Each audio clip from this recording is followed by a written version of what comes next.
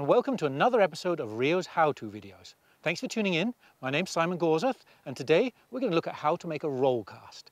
A roll cast is a fantastic cast to use when you've got obstructions behind you and you can't make a back cast and you still need to get your fly out there. With all our how-to videos, we start off with the best rigging, the best system and the best line to use. At RIO we have what's called an in-touch single-handed Spey line. And this is a line designed for roll casting and Spey casting. This is the line I've got on my 9'5" weight rod. It's a really easy line to make roll cast with. And so let's put this all together, nip down here, show you how to make a roll cast, show you why to make a roll cast. Let's go down to the water. So here I am in the river, tree behind me, river in front. For obvious reasons you can't do your regular back cast. Right? There's a tree behind you. That's why you don't do your overhead cast. So it's in situations like this that the roll cast is invaluable. Really, there are three things to remember. The three things to remember with a roll cast, we're actually going to go backwards. We're going to look at the forward stroke first. And the forward stroke is something that so many people get wrong. So a good forward stroke starts in what's called the key position. The key position is where your rod hand is about level with your shoulder and it's back about your shoulder. It's not starting in here in front of you. There's a little angle here in the wrist called the wedge.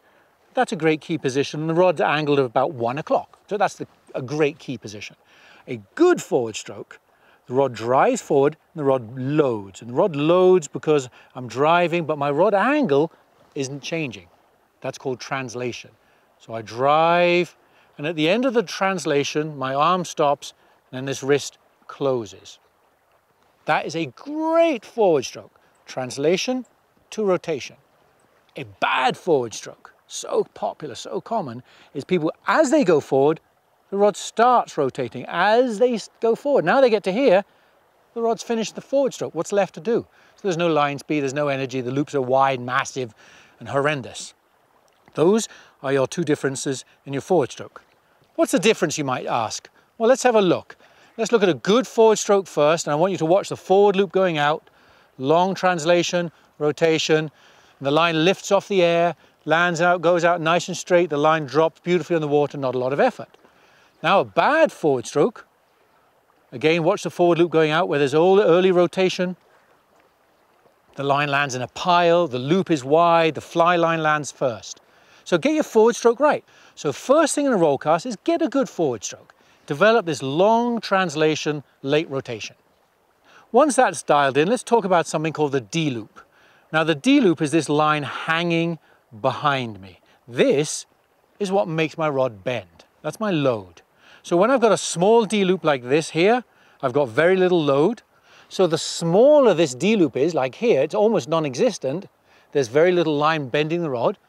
I'm going to have to do the work, not the rod. So these will be poor, inefficient casts. What would be more efficient is a D loop that's bigger. The further back your D loop is, the more efficient your roll cast will be. Of course, you've got to worry about trees. That's just part of it. But have a look at the difference again. I'm going to make some forward strokes out here. Here's a small D loop, hardly reaching my shoulder. Not really a lot of line speed. Now I'm going to make a bigger D loop. Line's a lot further behind me.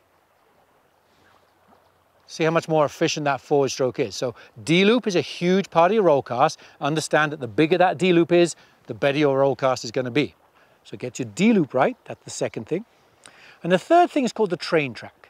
And the train track is probably I think it's a really important visual and an analogy. So I'm going to cast my line towards you, give you a better idea.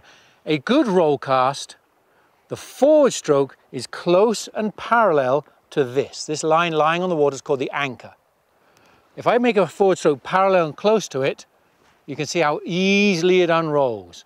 There's my line, and I'm aiming close and parallel like two train tracks. That's why the train track, rail track analogy is fine.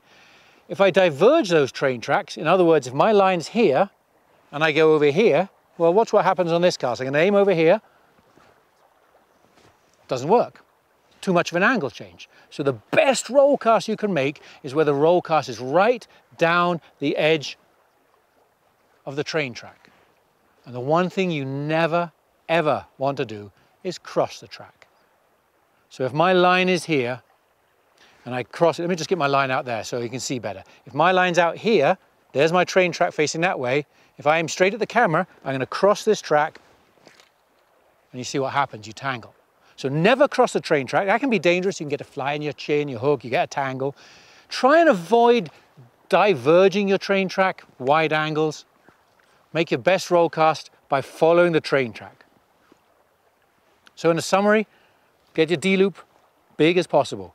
Develop a good forward stroke, follow your train track. Hopefully you enjoyed this episode. Thank you ever so much for tuning in to RIO's how-to series. And stay tuned because we've got a whole bunch more of RIO's how-to episodes coming up. Thanks again for watching.